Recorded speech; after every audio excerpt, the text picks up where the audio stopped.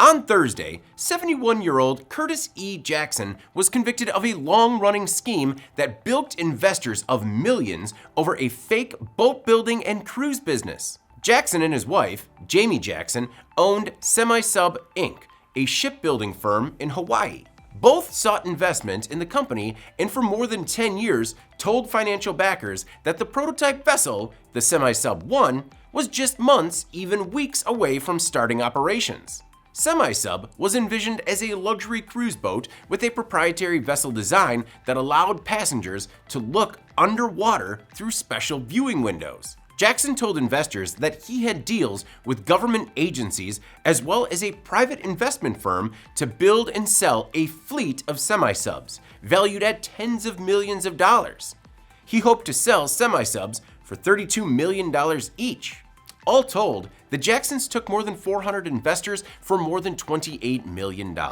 And while they did build a boat, they also used the money to buy luxury homes in California and Hawaii, a Mercedes-Benz, luxury vacations, and they also spent funds on marijuana and psychics. Curtis didn't just bilk investors, but once law enforcement was onto the Jacksons, he sent his co-conspirator death threats, including a text message that linked to a video called Death to FBI Informants, which shows TV characters being killed in shows after cooperating with the FBI. In January 2023, the day before his bond revocation hearing, Jackson actually jumped aboard the Semi-Sub 1 and tried to flee U.S. waters with a fully stocked boat and $30,000 in cash. He left Oahu, but had to return due to trouble with one of the boat's two motors. He gave it another shot after allegedly fixing the problem, but authorities quickly ran him down. The physical prototype, according to the Coast Guard, was quite different from original plans. When it finally received the green light as a passenger vessel, it only operated for a few months before engine trouble took it offline again.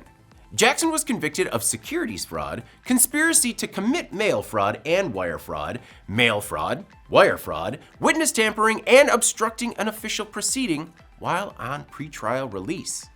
He is scheduled to be sentenced in September and faces 20 years for each count and another 10 years in prison for committing an offense while on release. I'm David Manti. This is Manufacturing Now.